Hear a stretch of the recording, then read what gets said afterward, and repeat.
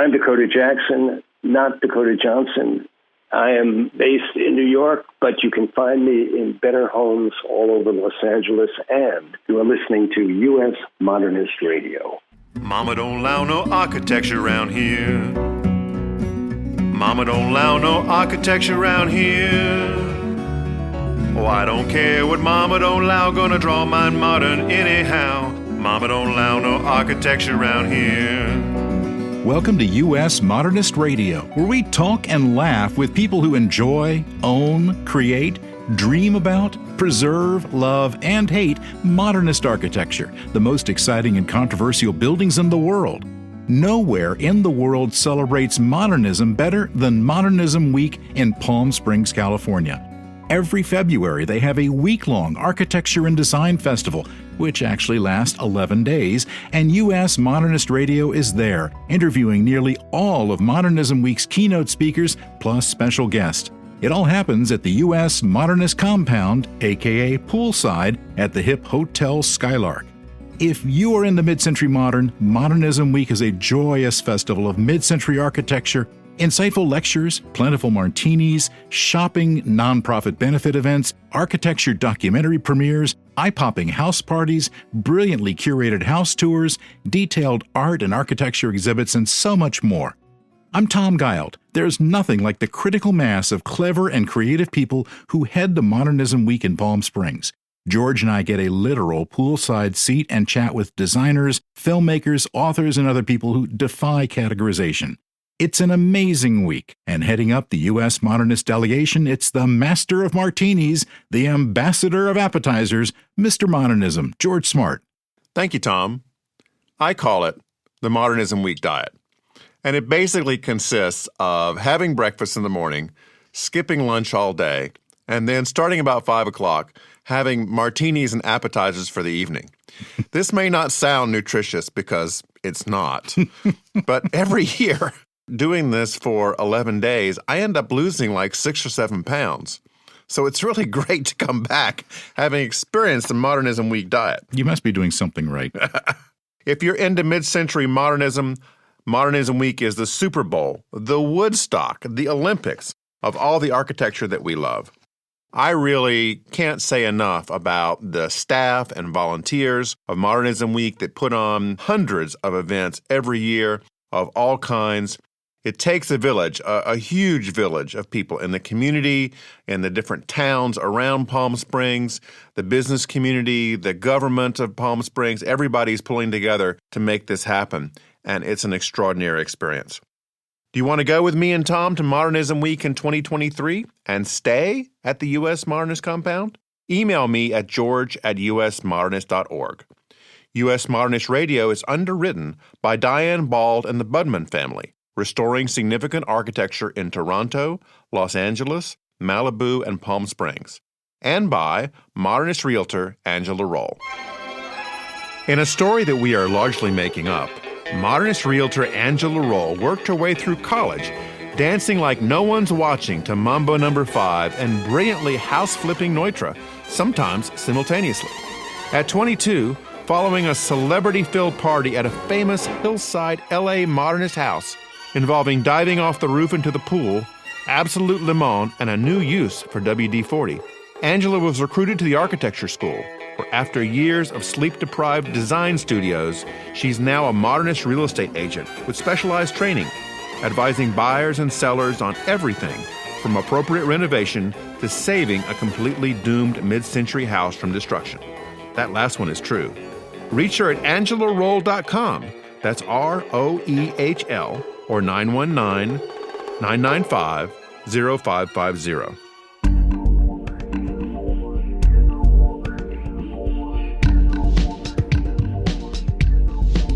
We're kicking off this year's Modernism Week shows with two well-known names in architecture and design, Jeannie Gang and Jicky Torres, and later Palm Springs jazz singer Rose Millet. Architect Jeannie Gang studied architecture at the University of Illinois, Harvard, the ETH Swiss Federal University of Technical Studies in Zurich, and the École Nationale in Versailles, France. After working with OMA Renkoolhaus in Rotterdam, starting point for another fine architect we know and love, She returned to the U.S. and founded Studio Gang in Chicago. With additional offices in New York, San Francisco, and Paris, it's one of the most prominent award-winning design firms in the world. In Chicago, she designed the Aqua Tower, among other projects, and she's working on a major expansion at O'Hare International Airport.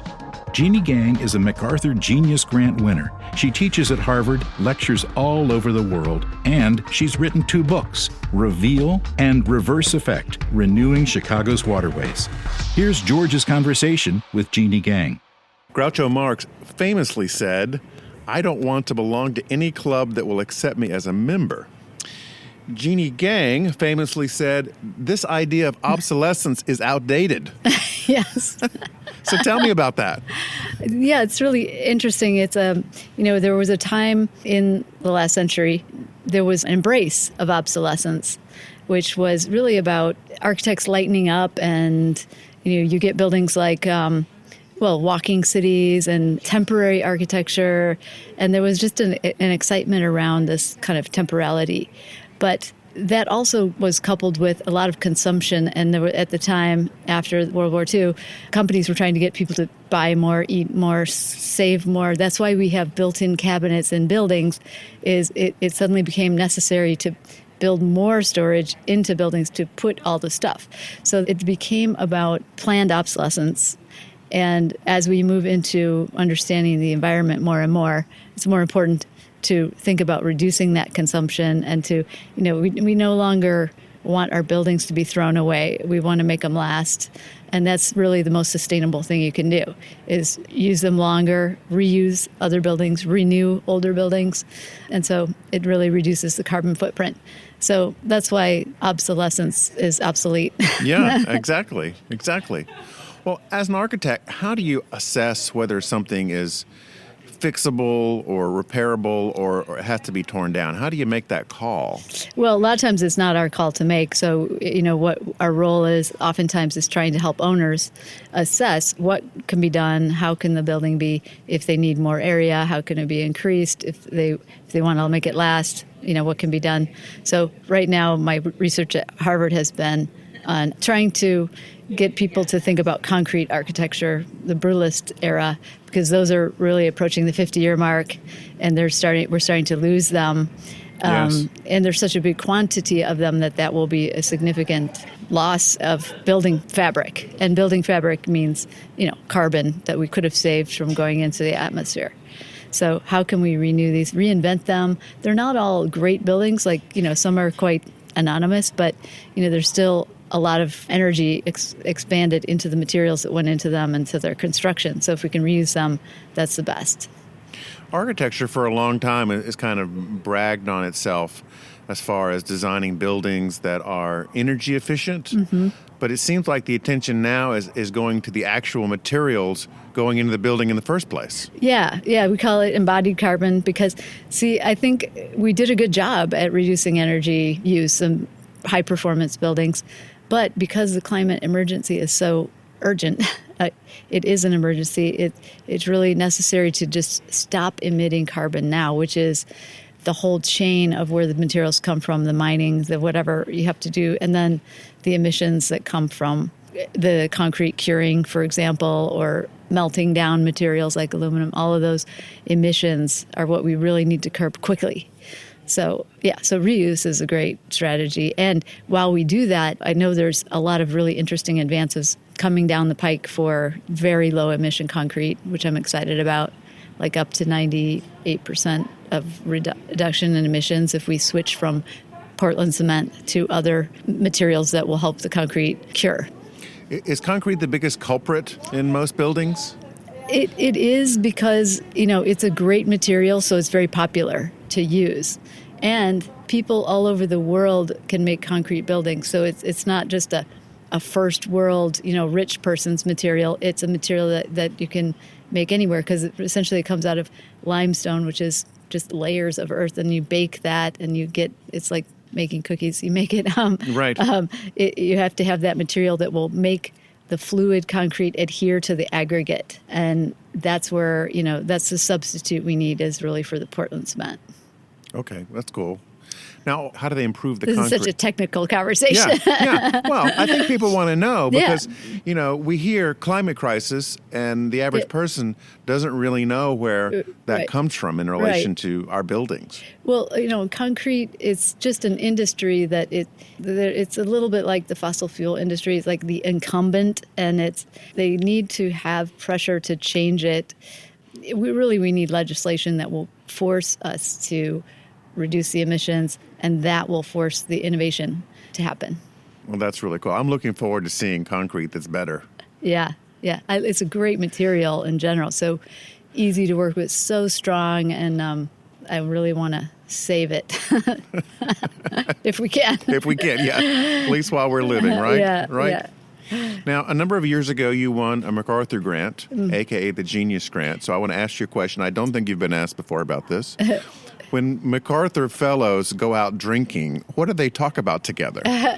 Oh, well, that's interesting. There's only been a few experiences of doing that because it's not a thing where there's often get-togethers. Okay. But there have been a few. And I figured the alumni would, come in and... once in a while they have something. And it's really, it blows your mind because the things people are working on in such different fields that it's just a kind of wonderful experience. So, talk about everything, I guess, everything under the sun. Do you find that you've been influenced by that experience in your work from these other professions and passions that fellows have had? Yeah, just in general, I love working with people in different fields. For, whatever's relevant for a project, we usually seek out someone who has expertise in that area, and you just end up learning. It's a little bit like being a journalist. You need to do your homework, and then you find the right team. So it might be focused on a project that wouldn't otherwise have that expert. So, of course, every day we work with engineers and landscape architects and people like that are slightly different than us, but kind of the same family. But I do like working with people that are in totally different fields. Because I would think you might have like a mathematician, a poet, a civil rights leader, ceramicist. I mean, there's just so many people in the MacArthur family. And astrophysicists, if you really want to have your mind blown, and people in science that are making incredible new discoveries, and artists that are bringing new observations to problems that exist. It's very, very exciting. Now, a lot of people don't know that in addition to these wonderful and huge projects that you're involved in all over the planet, you did a couple of houses. One of them was the Brickweave House in Chicago. Tell us about that house.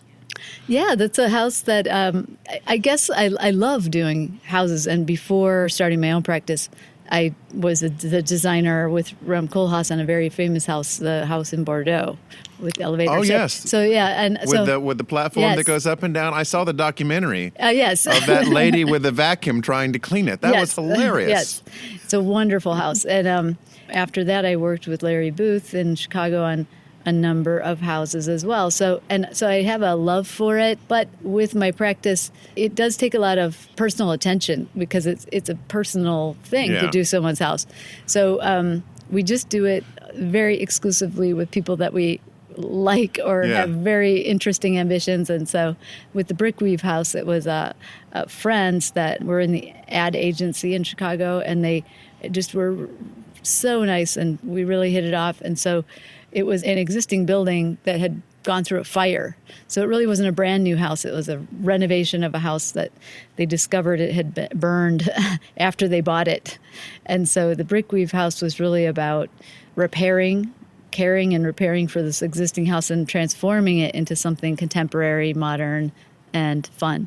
And so internally, it's a continuous climb. Spatially, you can see all the levels connected from the living room. And then there's little different exterior spaces. It's on a very tight site in a neighborhood. And so we created a courtyard on the front of the house off of the dining that has a brick weave. I'd always wanted to do this kind of light, diaphanous brick wall. And it turned out to be a huge technical challenge too, but we did it, and it's really great. Is it a technical challenge because of the material or finding somebody talented enough to put it together? Well, it was a technical challenge because the structural engineer didn't agree with the masons about what the mortar needs to do. Because, masons... That sounds like a Louis Kahn poem. What does the mortar need to do? Yes, the mortar. Yeah, the masons would like the mortar to be more flexible, and the structural engineers are always wanting it to be stiffer. And so the solution, and as an architect, you don't always have the technical solution, but you kind of know who to get in the same room. Yeah. We approached the company that makes brick ties, so they have engineers in-house, so they make the little invisible steel ties that connect walls to backup walls and things like that. It's inside the mortar, basically? Yeah, like, every 4 or 5 rows you'll have a truss. It's called a truss, but it's a very small horizontal wire. Yeah, just holds it in place. Yes. Yeah. And so they were able to provide the engineering that we needed, to satisfy both the structural engineer and the masons. So it was, like I said, it's a matter of getting the right people on the problem. Yeah. Yeah. And your firm, seems to have the knack for doing that, because in your projects, you are taking on very complex problems, like you're going to be working on O'Hare. Yeah. It's just like this thing where there's always people that say you can't do this, and that's something that gets me really excited, because then when I hear you can't do this, then I want to just go through and methodically, solve that kind of problem. Jeannie, you can't design my house. You just can't. You can't do it. Why not? No, I know. But it's true. It's like there are people that say you can't, and I'm someone who gets excited by hearing that. That's true. Now, which part of O'Hare are you doing? Which are the terminals over there? It's Terminal 2, but it will be a replacement, of course, saving what we can from Terminal 2 below grade. And it's going to be transformed into an international. Is that the United gates, basically? Well, it's really interesting, because I think it's the first time ever where two airlines, American and United, are going to come together and share the terminal. The facility? Yeah. Okay. So it's kind of a nice story of collaboration on their part. And does that also include any kind of transit thing, or a shuttle to get people more around the airport? Because right now I know that it's a little awkward to get between some of the terminals. Yeah, it will eventually, like United, which has an underground connection, this will have an underground connection to some remote concourses, and it'll have, both walking and eventually also like a train to get you between those. Okay. But you'll be able to, this is the exciting part, come in to O'Hare internationally and then just transfer to a domestic flight without having to change terminals. Without leaving the secured area? Well, I think they still make you, there's a hummingbird right behind you. How cute. Hello. I love birds. Instead of having to change over to the international terminal or from the international terminal to domestic, you'll be able to go through customs right there and then change. Yeah, and then I think you'll either recheck or go to the go through a tunnel and access it that way, like a lot of international gateways do. Yeah, but being so compact, I think it'll really make Chicago the hub again, the central hub, because it'll be so convenient. I recently watched a National Geographic special on the reconstruction of LaGuardia in New York. Oh, yeah. Mm-hmm. I assume you've been over there at some point during all that project. During and before and after, yes. And it's a complete transformation for sure. So will there be the same kind of dynamic at O'Hare that you're going to have to be taking it apart as you build it and keep all the planes flying at the same time? Yeah, that's a big challenge, a logistical challenge. That just seems amazing. That's so many chess moves you've got to do. Mm-hmm. We're also working on the United States Embassy in Brasilia, and that's another one where we're going to be building the new embassy while the other one stays open on the same site.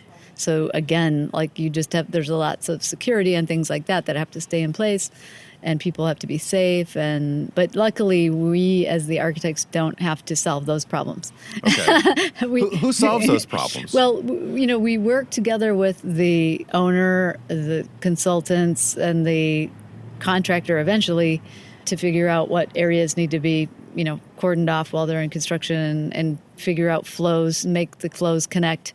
But that's a little bit later down the line. Right now, we're just planning the ultimate finished project. I was fascinated on this National Geographic special. On episode 2, they show a simulation from the old LaGuardia to where they're doing it in stages, and they show the first hangar going down and then the next little section popping up, and they show you the whole sequence of events that took place over 8 years. I'll have to watch this. And it's still not done completely. And there's the challenge also of having to go over the roadway to get to the arrivals. So which we don't have that problem. Yeah. That was even an extra challenge there. And what's Midway like these days? I haven't been there in years. Are they doing anything out there, or is it just going to be the extra airport for the town? Well, it's such a nice little airport because it's very close and easy to get to, and they've revamped their security, brought it up to date, and it's working really well. It's nice to have the two working as infrastructural hubs. I think in the future, people think that it's terrible to do an airport because we shouldn't be flying. But, there's so many things we shouldn't be doing. But we have to look for preparing the city for the future. And really, in the future, when the fuel is greened and we can connect these hubs of transport, it'll be multimodal. At some point, I'm sure there'll be drones that land at O'Hare and you can transfer to maybe not even fly on a regular plane, go into other modes, trains, bikes, cars. So we need to really organize and get these different modes into the same place so that people can take the appropriate mode for what they're doing. And I assume you're going to be using this better concrete in this project. I certainly hope so. It's far enough out that we should be able to. Because that's a lot of concrete. I mean, in these projects, you're talking... Well, probably with airport steel is more likely because of, it's faster to assemble. Mm-hmm. Okay. Mm-hmm. But I mean, just even with taxiways and all the things you have to, all the roadways you have to build, and the little connectors and the maintenance stuff, and then the stuff you don't see that's underground and little tunnels. Mm-hmm. I got to see our little airport, Raleigh-Durham, when we built a new terminal. I got to see the Cook's tour of it, and it's fascinating. It's like going to Disney. Disney has a wonderful thing called, I think, Disney Underground at Walt Disney World. And you can go beneath the main levels and see where all the food gets delivered and the trash comes out. And then Mickey and Minnie come walking along, and they're getting ready to pop up out of a trash can to entertain people. You're bringing up something really that I'm fascinated with, which is the back of house spaces and the the hybridity really of what buildings are. We think of them as one thing, but they're really many things. And I think that's even going to be happening more and more. And then, for example, working on the American Museum of Natural History, there's a lot of spaces in that building where real science is going on, which you just don't get to see, And so there's scientists working in labs. There's people working on fossils. They're using MRI machines to scan the collections. And so there's constant discoveries being made that, and then it has this also mission of diffusion of knowledge and education, a bit of entertainment, I would say, as well, all happening in one institution. That's cool. Yeah. That's really cool. Architecture is a tough field. A lot of people who are going into it, find themselves working long hours, and it's very grueling, but your company has a reputation of being a really nice place to work. It's not as sort of death-defying as a lot of big firms are. How do you do that? Well, first, with architecture, we do it, don't tell anyone, but we love it. So there's that. But I think the problem with our profession, is just that there is that devotion to it, and so people tend to work longer, not because you tell them you have to, but you just do it. It starts in school, and it's kind of like these bad habits that we get into. So we have to constantly work on that, I think, all of us in our profession, to try to make it more healthy, more manageable. And I would say that we work very hard, just like everyone else, but we try to make it a fair workplace and acknowledge that there's times that people need family time, both men and women, and that's a contribution to society as well. I wouldn't put ourselves above the rest. I think we all together have to move toward better practices for the people who work there, the creative people, the support staff, and it's a big project to undertake. We have to maybe start in school and not encourage these all-nighters and things like that. It's hard to do when I myself did plenty of all-nighters, and I will still stay up very late. Right. I mean, the medical profession addressed this a number of years ago somewhat with its residents who would not get to sleep for, 24 hours or more at a time. Good example. Because they were on duty. And you'd think that same kind of reform would come into the architectural neurosystem. Yeah, maybe the pandemic, if it had any positive benefits, was that people really did have more time to kind of have a life, and you need that counterbalance. I remember someone asked me a question in a lecture once. It was like, how do you manage the work-life balance? And I laughed because I was laughing. My work and my life are the same. I mean, I don't really ever think of it like balancing it. But not everyone, has to be like that. Well, it's because you don't have a job. It's just you. It's just like who my you job are. I do it all the time. I love it. Yeah. So, it's a good point in looking at medical profession, how they transform that. And it's a work in progress, I guess I would say. I'm sure you've got some MacArthur doctors that you could talk to and get some advice over a beer at your next alumni gathering. Yeah. One thing is making the workplace itself a place where you want to be. I mean, we have a place now in the Chicago office. We have enough space for doing yoga, and we have this outdoor garden on the roof.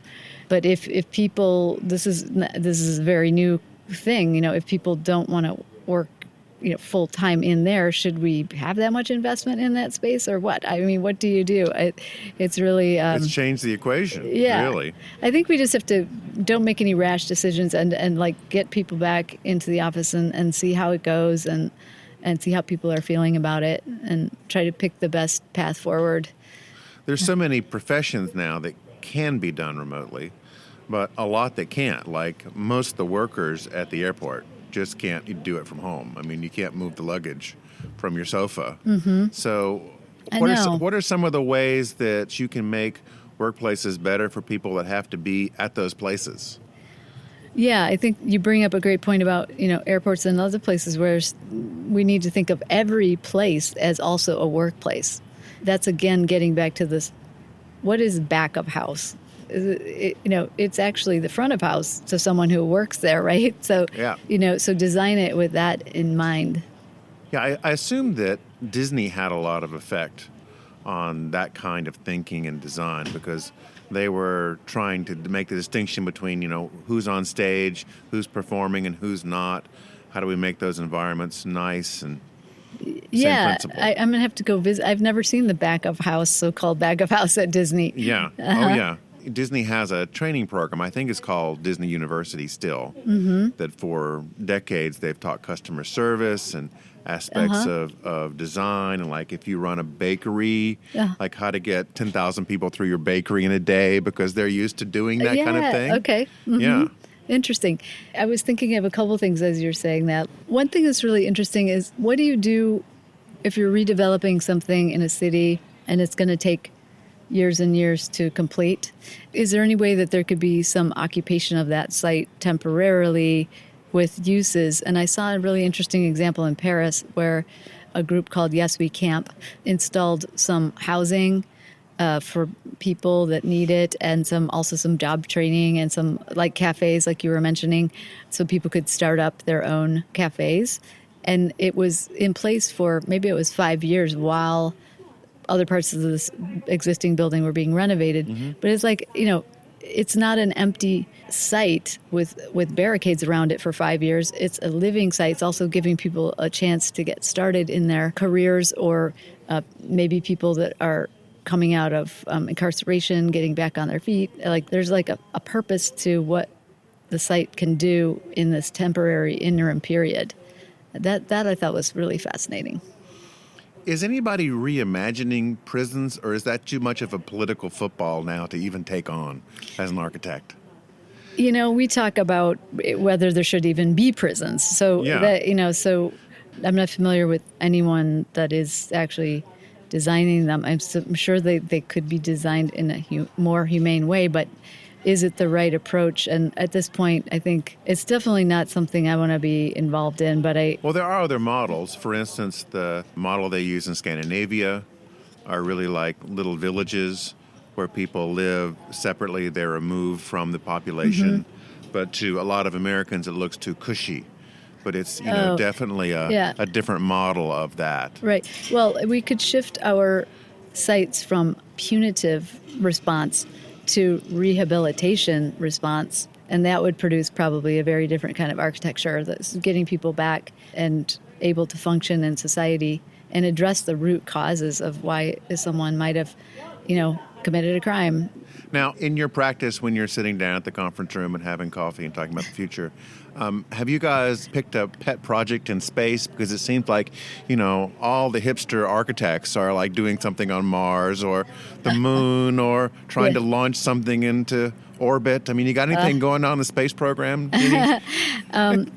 I'm fascinated by space, but I'm really concerned most about Earth right now. And so all of our efforts are going toward saving Earth. This is our home, and we know less about what's down under the ocean than we do about what's happening way up in the stars. And I'm not saying to not study stars. I'm fascinated by it, and it's mind-blowing. And now with new telescopes and being able to see, like with the Webb telescope now, it's just super exciting. But as an architect, I build buildings that, resist gravity and keep shelter. And so my main concern, and it's putting 100% of my energies in making buildings here on Earth that will be more sustainable and will move the needle on environment and social inequity and living, just for all of us. So I'm not really working on those Mars projects right now. Well, we're glad that you're working on our own projects right here. Thank you so much for talking with me. Thank you. It was really a pleasure. Thanks. That was George with Chicago architect Jeannie Gang. Jickie Torres is editor of one of our favorite magazines, Atomic Ranch.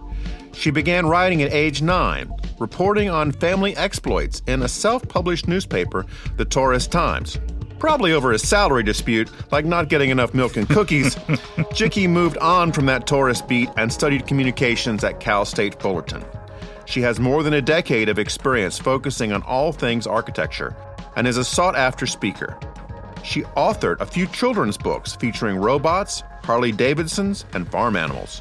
Here's my conversation poolside at the U.S. Modernist compound with Jickie Torres of Atomic Ranch magazine. Jickie, I'm so happy to have you join us because I want to talk about this great publication that you're associated with. Of course, I'm talking about the Torres Times. Tell us about that publication. I was an ambitious 9-year-old, hell-bent on telling the truth about the Torres family. And what exposés did you do? Oh, too many. The publication got shut down after my first edition. That's how intrepid I am, though. Yeah. And I bring that to the table now for Atomic Ranch. So, was this a print publication? What was it? Word 95. Word 95, okay. And did you have circulation beyond your home, or did you give it to neighbors? Were you really exposing the family to... Come Thanksgiving and Christmas was my biggest circulation, I think. Mm-hmm. Handed out paper copies, but... Was there a crossword section? Were there features? I mean, I want to know more about this publication, really. I mean, there was probably a connect the dots was the extent of my skill set for my entertainment section. And did you rail against parental rules at all in this? No, the real problem was I was revealing family secrets in the Torres Times. Oh. That wasn't supposed to be public knowledge. I didn't understand the line between off the record and on the record. So, but I've learned that since then. And you did? Yeah, I'm a much more savvy media content creator. And what was your next publication after that?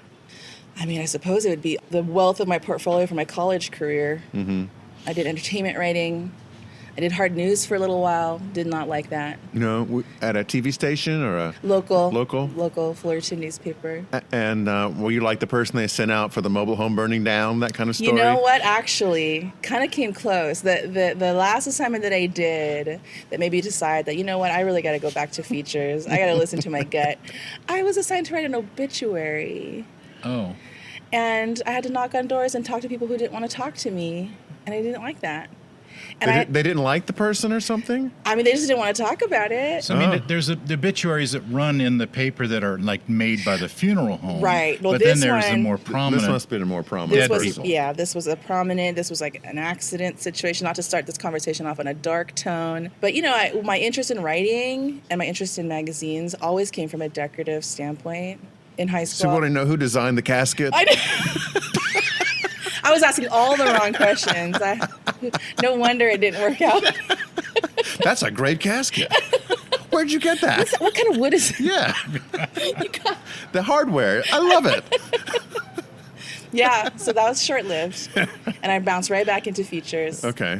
And, architecture and design's I was a Martha Stewart subscriber when I was in high school, and everybody was subscribing to Cosmo I was like, no, I want to talk about decor, and I want to talk about furniture, and I want to talk about textiles. And so, yeah, here I am, living the dream. So where were you before Atomic Ranch? I started my editor career at Engaged Media. Okay. And Engaged Media has always specialized in historic homes. So I've written for and edited for Victorian homes, cottages and bungalows, and I have always specialized in architecture. Midcentury is my own personal style. And after being the editor of Cottages and Bungalows, which specializes in arts and crafts, homes and architecture, I got an opportunity to do a one-time special, and we called it Mod Decor. I was excited because I got to really focus on the furniture and home styles that I personally, really love. Big departure for the rest of our group. And then it caught the eye of Jim and Michelle Brown, who had launched Atomic Ranch in 2004, 2006. Mm-hmm. Yep. And at that point, it would have been 2014, 15. And they were looking to retire. And they had seen that one special about mod design. They had known our publication as a specialty of historic homes and thought, well, we want to see this magazine go on, but we want to put it in the hands of somebody who understands what it's like to write about historic architecture and preservation. Yeah. They'd seen, obviously, that we had an interest in that with that one-time publication, and they wrote us a letter and said, would you be interested in acquiring this title? And my office is right next door to the CEO, so I ran right out of my desk and into his, and I told him, we've got to do this. I had been a fan of Atomic Ranch for years before that. And this was, at a time when the print media world was trying to decide, websites, print, digital. And they weren't in the market to acquire a print product, but I guess I made a convincing enough argument. And after some due diligence, we acquired the title, and it's the last print publication that we acquired for our group. And that, like I said, 2014, 15, somewhere around there, I forget. Mm-hmm. Now, did you live in Durham? No, editorial offices were always in Orange County. Okay. California. Atomic Ranch has had a great presence here at Modernism Week for a number of years. What are some of the different things that you do that people can participate in? We host lectures often. We see ourselves kind of occupying a couple lanes here, one of which being that educational lane to teach homeowners who come here to look at these beautiful, inspiring homes and decor, and try to teach them kind of the nuts and bolts side of things. What is it like to undertake this from a budget standpoint, from a project management standpoint? What can you expect when you work with a contractor? How do you find the right team to work with you? All the way from the right realtor to help you find your historic home, down to the right builders and designers to help you kind of bring your vision to life. And then we host talk-in tours in homes, which is a little bit different. I mean, a lot of times you think of the Modernism Week tours as you come in, you get this ticket and it gives you access to 10 homes in a neighborhood. You get to tour them for an hour or so. We do one house. You spend a couple hours in there with cocktails and appetizers and kind of have an opportunity to really settle into that house and appreciate those details.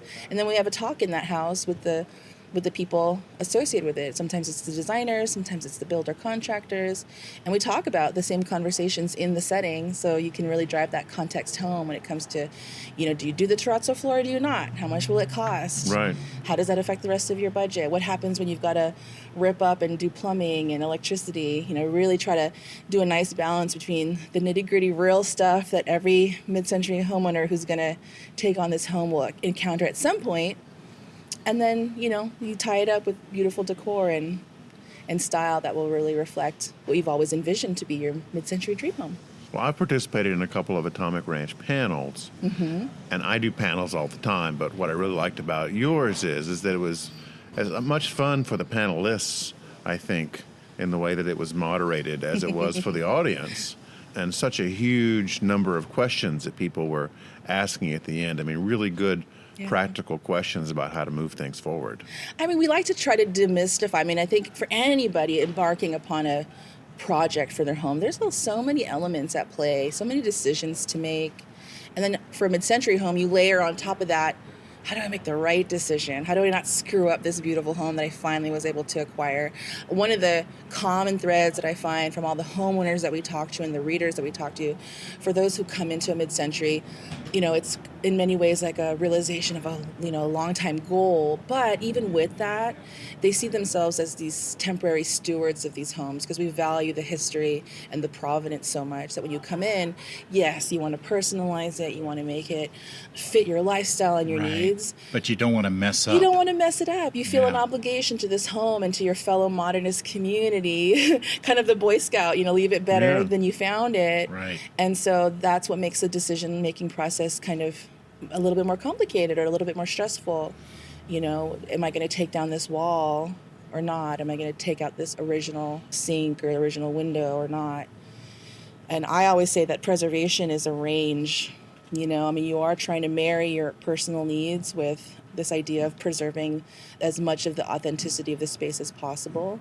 And then we also try to talk about, when you've made that decision and you say this kitchen is not going to work for me, how do you change it in a way that is period sensitive, respectful, done in an artful way that when you're channeling your highest and best decision, what would Kreisel do? What would Eichler do, if they were making this house today? And we explore those ideas, and it's kind of fun to pretend to know what they would do. Yeah. Or at least, talk through that. Now, what are some of the rookie mistakes that people tend to make the most frequently and then come to you and ask how to undo them?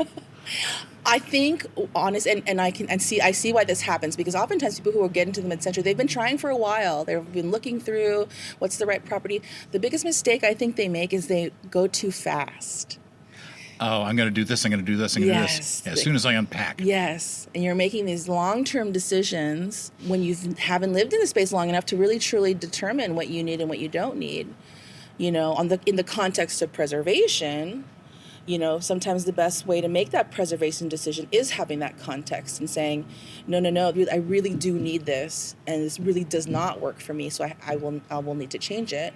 And sometimes when you live in a space, you realize how you can work with it or how it does work for your family or how you can adapt to it.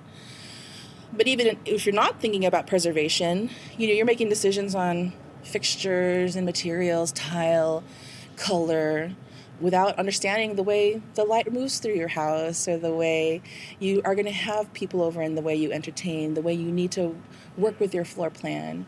So I think by coming in and living in the space, even if you have a ton of ideas going into it, by really, settling into the home and understanding how you'll use it, I think you end up making decisions that will serve you for the longer term. Tell us about your house. How long have you been in your 1951 Mid-Century Ranch? Moved in 2017. Okay. Feels like a blink of an eye ago, especially when you throw a pandemic in the mix. Yeah. And where is it? What town are you in? It's in Fullerton, California. Where you went to school? Mm-hmm. Okay. And Fullerton has a really unique mid-century history as well. And it's nestled right by the Orange Eichlers, and then we've got our own, set of homes with, A. Quincy Jones floor plans. So I'm a couple blocks away from those famous neighborhoods. But I moved in 17 and have been slowly working my way through. As the way I advise. Right. Yes. But we've had to do a lot. We came in with zero landscaping, so we've been doing interior things like the kitchen, and then exterior things like building and designing landscaping from scratch. Do you have people who sometimes wish the house was bigger?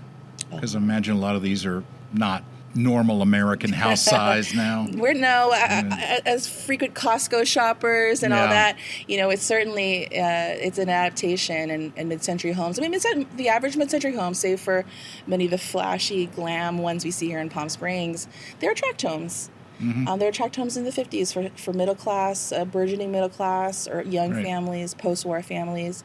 And so you come into these and you find out the storage is not that great. You find out that the kitchens are closed off, or closets are, So you really have to kind of walk the line. You do. Preserving, respecting the past. Yeah, and therein comes those decisions where you are making decisions about a lot of things when it comes to preservation, because there's a lot of ways these homes don't work for us right now. Yeah. Well, I've heard of people building either sheds or actual ADUs in their backyard just to put their storage in. Yeah. Just like their own storage unit. And that seems to work because their house can be just pristine for them, and then when they need a couple of rolls of toilet paper, they can go out to this other building, like going to your own Costco. Hopefully they plan ahead. Yeah. Yeah, that's right, Tom. We don't want them to go out naked. But you remember too that the modernist ideal was about indoor-outdoor living, and so you were not meant to be sequestered in your rooms all day long. You were meant to spend time in the family room, in the backyard, the patio, the garden. So Right. it's a little bit of a shift. You finally hits you that your space is all of it. It is not just the part under the roof. Exactly. And that's one of the positives I think the pandemic has taught us, is to enjoy our outdoor spaces, maximize them, don't forget about them. Yeah. All of us being home a lot more. And granted, it's spring 2022. Here we are at Modernism Week, and we're very enthusiastic about being back out in the world again. But I don't think that idea of appreciating our outdoor spaces will ever leave us, because it's a wonderful lesson. And once you learn it, I don't think you forget that it's there to be enjoyed.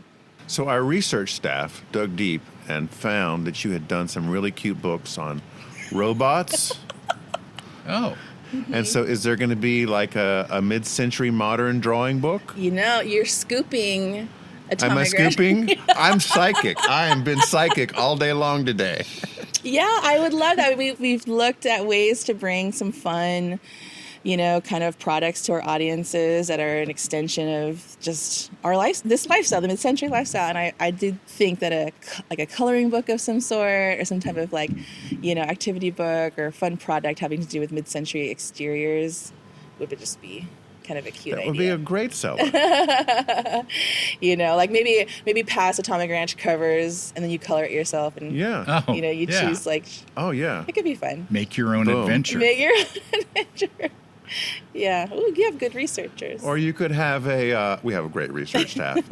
or maybe you could do something like give them a scenario of a mid-century kitchen. How would you? And how would you outfit it? What color palettes would you choose to fill it in, and they'll win something, Yes. And this could be anything, whether you're 2 years old or 90, just coloring it in and sending it in. What an inclusive and you get a toaster. Contest. Yeah. A 1956 yes, toaster. We'll bring back the free gift from the 50s. I used to go to the grocery store and get a set of glassware. We were funny. We were just talking about that the other night. Yeah. The old wearing blender. Yes. Right? Yeah. The KitchenAid. The most highly collectible vintage pieces of now are freebies of yesterday. Yeah. That is true. Isn't that something? So Atomic Ranch does a great job, of course, branding itself. So what's the most fun piece of swag that you have now that you give to people? Well, you know what? This is another one I want to bring back. It's old swag that we sold out of, but we did cocktail glasses. Oh, yes, of course. That were really fun. And through the years, I've seen more people who are designing and making these to order. So I think I want to get back in that business. So our next talking tour might be fully stocked with fun Atomic Ranch cocktail glasses. Yeah. You need to have a little Atomic Ranch mini store. I know. Right? We do. Well, we might. We have the book. We have a merchandise store with one item in it so far, which is our Atomic Ranch book, which just came out in the fall. And, But we have, when we come to Modernism Week, we have merch that we do physically, like with T-shirts and totes and fun things like that. Okay. But you can mail stuff too. I know. Just saying. Yeah. We're right down the street from your home office in Durham, so we'll come pick it up. Okay. Yeah, no postage, really. You know, you guys, it's hard enough to learn how to be on TikTok. Now I got to learn how to be a logistics drop shipper. We sell books occasionally that we're involved in some manner or the other. And I have to turn my office into a little shipping terminal for a week. Yeah. But, you get the hang of it after a while. You do. Yeah. It's helpful if you do it all in one go. And then for the rest of your life, you'll get catalogs from Uline. Yeah. Oh, yes. How did you know, Tom? Trust me. I sold stuff on eBay 15 years ago. They've never taken me off their list. No, I get Uline catalogs to people that they make up. They make up the names to get it through the mailing system. Oh, really? Yeah, so like Joan Armstrong at my address. There's no Joan Armstrong there. Oh, darn it. That's great. But I needed a traffic cone. But she's head of the shipping department at my organization. Yeah. They've just made this stuff up to get it through. Well, they've clearly cornered the market because I, too, get the Uline pencils and, koozies. Oh, yeah. Well, maybe Uline, if you're listening, you can be our next sponsor, and we'll talk about you more respectfully.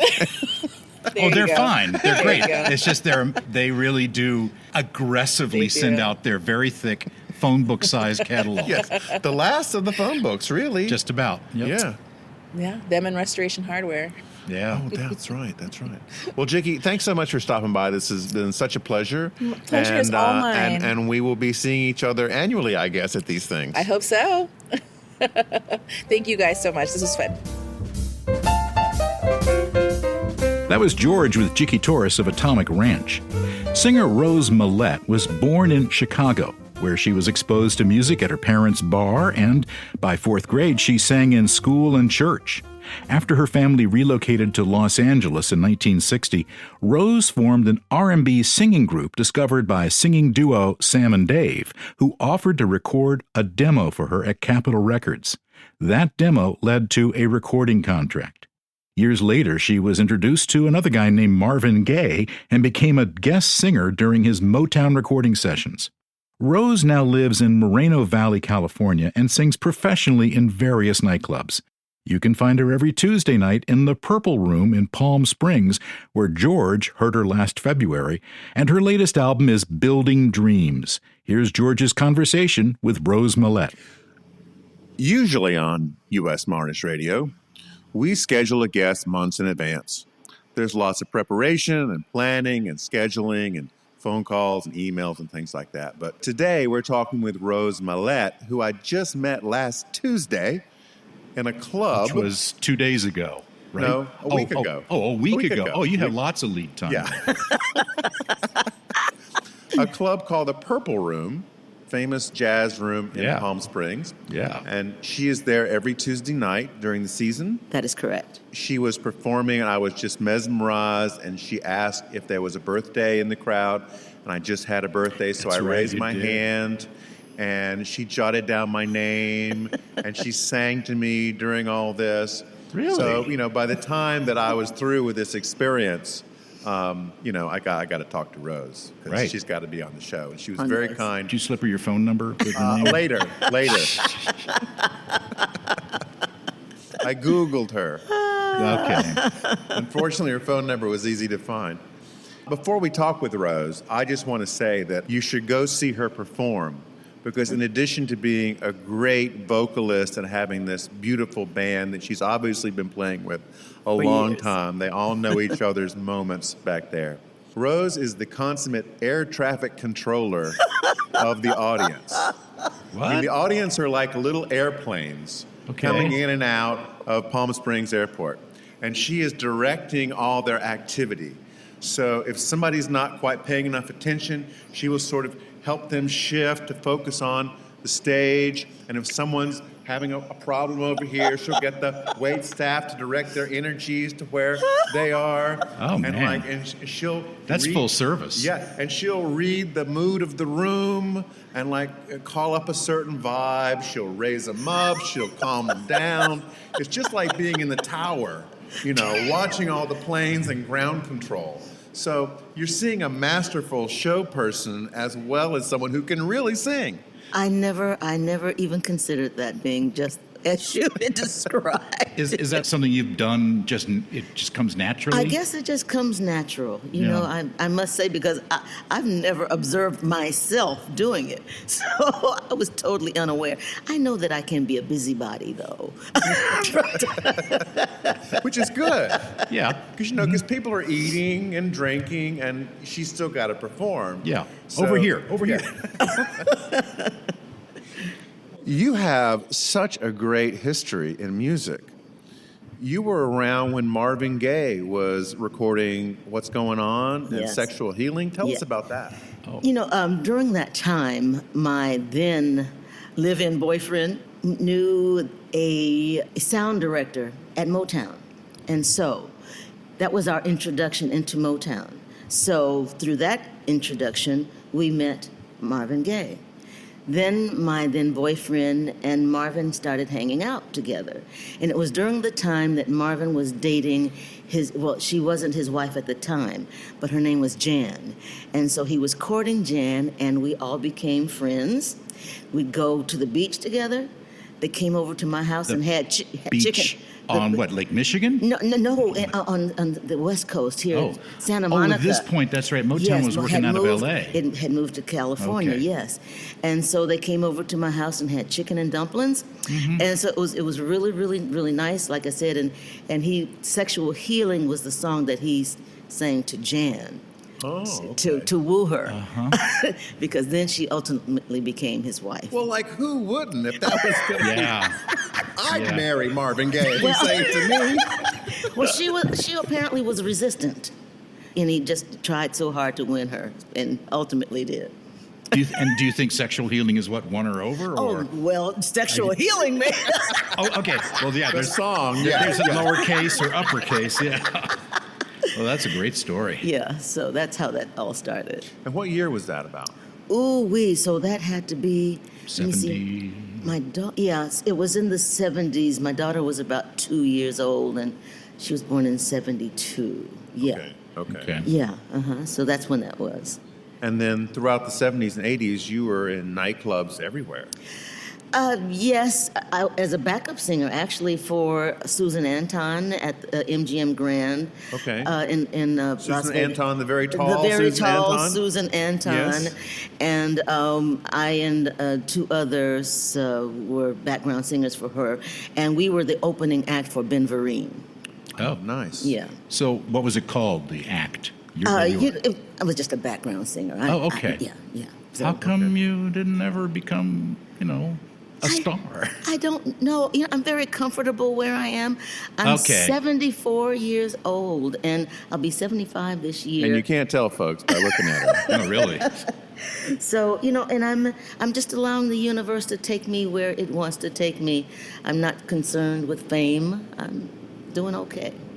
Well, clearly from the Purple Room, you're doing really okay. Yeah, thank you. Really okay. The Purple Room is inside the Trinidad in Palm Springs, which is a little confusing because you don't know whether you're looking for a motel or a club, but just if you see Trinidad, you're in the right place. That is correct. And you have to make reservations generally to get in because otherwise there's no room.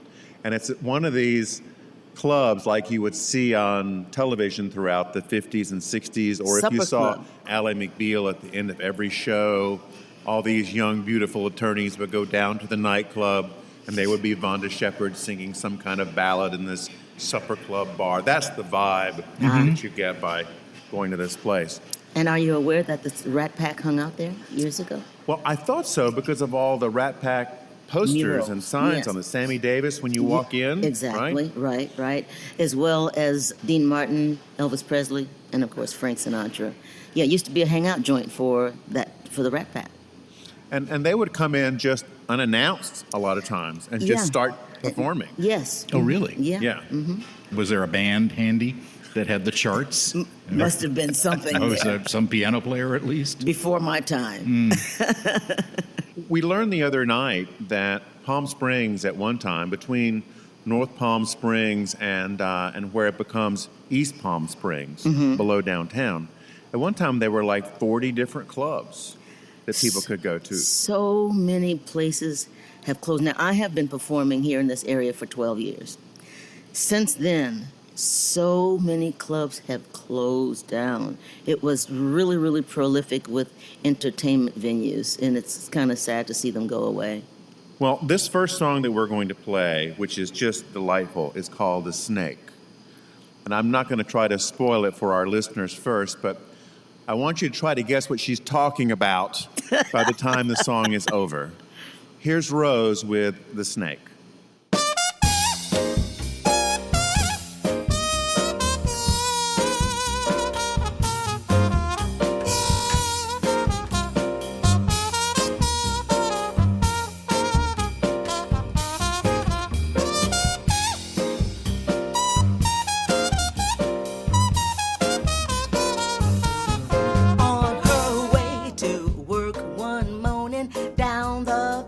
Alongside the lake, a tender-hearted woman saw a poor half-frozen snake.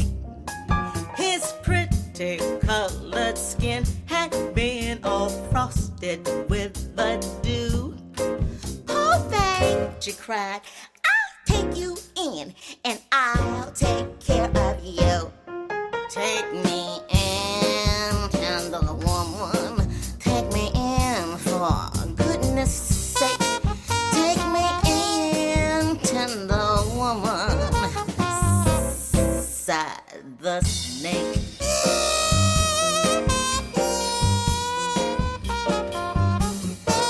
She wrapped him up all cozy in a comforter of silk and laid him by the fireside with some honey and some milk. She hurried home from work that night, and as soon as she arrived, she found that pretty snake she'd taken in had been revived. Take me in, tender woman. Take me in, for goodness sake. Take me in, tender woman. Sighed the snake.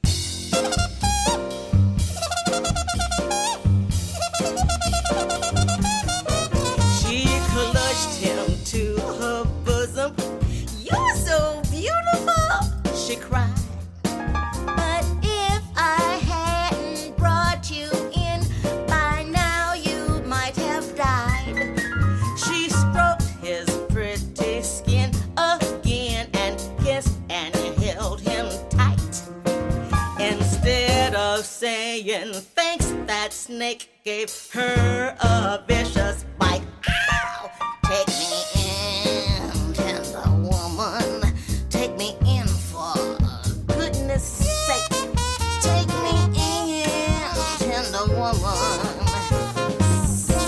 Sighed the snake.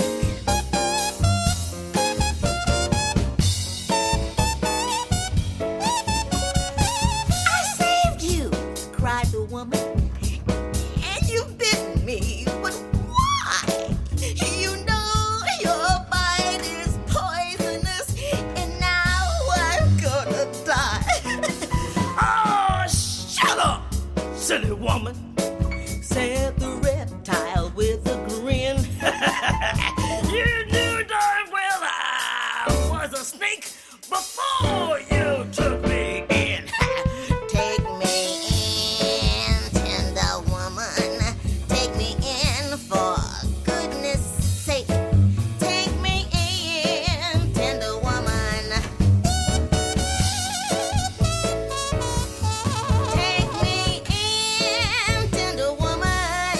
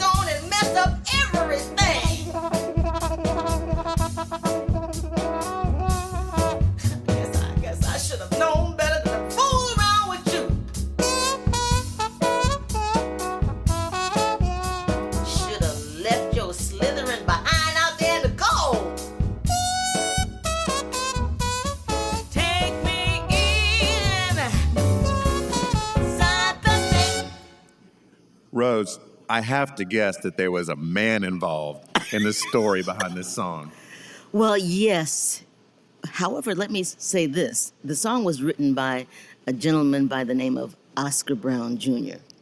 And of course, it's his, so you wouldn't think that he's talking to a man. So it's really applicable to any situation where you're taking someone in, thinking that you're doing a kind thing for them, but all the time you knew that their personality or the character was questionable, and they bite you. And I mean, it could be a sibling, who you know in the first, should I or shouldn't I? Well, I'll go ahead and give them a chance. Old leopard never changes their spots sort of thing. That's the same. Yeah. So that's how that came about. I think there's some Aesop's fable about this animal that takes this crab or a scorpion across the river. Yeah. And the scorpion says, "No, I won't bite you if you'll take me across the river." And it gets taken across. You could do a whole album of songs about bad animals. You know what? And he also wrote a song that was called Signifying Monkey, which is, I mean, if you've got to listen to it, and it is so funny. So, yeah, he did a lot of humorous songs about animals. Those are the ones that stick in your head. Yeah. When I saw you perform the other night, I couldn't help but think of a song that was featured on the TV show The West Wing called The Jackal. You ever heard that song? No. Well, you should look that up. Okay. Because you performing The Jackal would just like bring the house down. Cool. At the Purple Room. Okay. So I will for what check that's that worth, I will pass that along. This second song, a little more upbeat than The Snake, is called Rock Me Baby. Tell me about that one. Well, it's a nice blues tune where I was able to enlist the musicianship of some of the best musicians. And, you'll see it has that nightclub feel at the end of the evening where everybody's feeling the juice and getting down. Here's Rose with Rock Me Baby.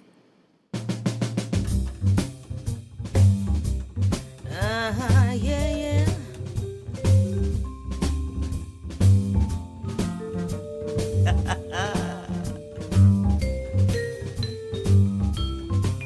All right now.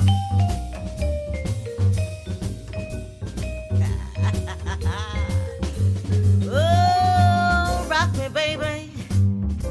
Rock me all night long. Rock me, baby.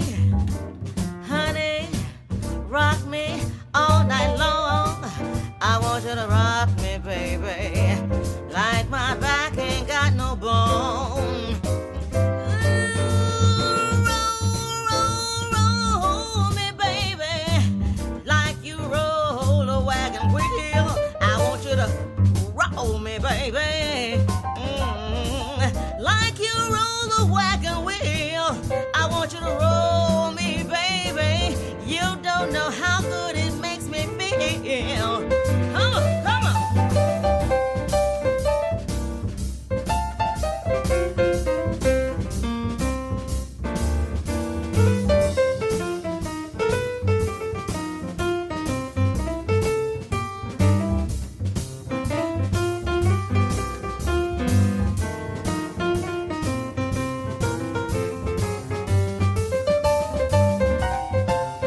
Play that thing, play that thing.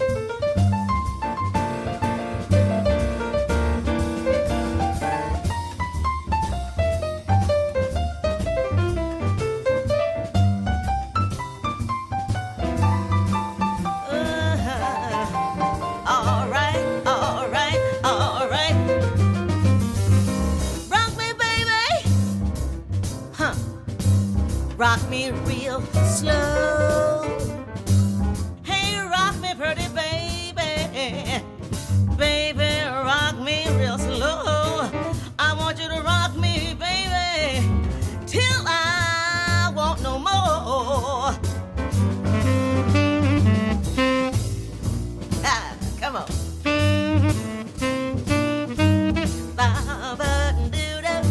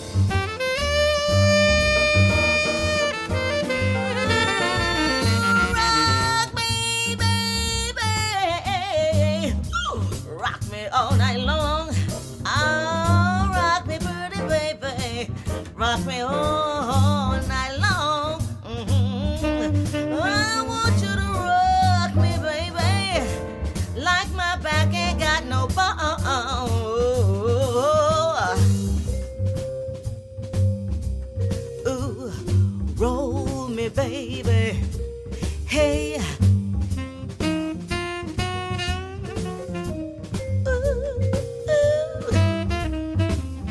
Want you to rock me, baby.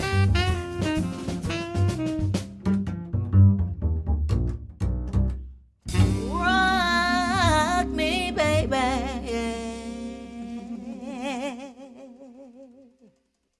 So as you can see, folks, this is a full-service musician.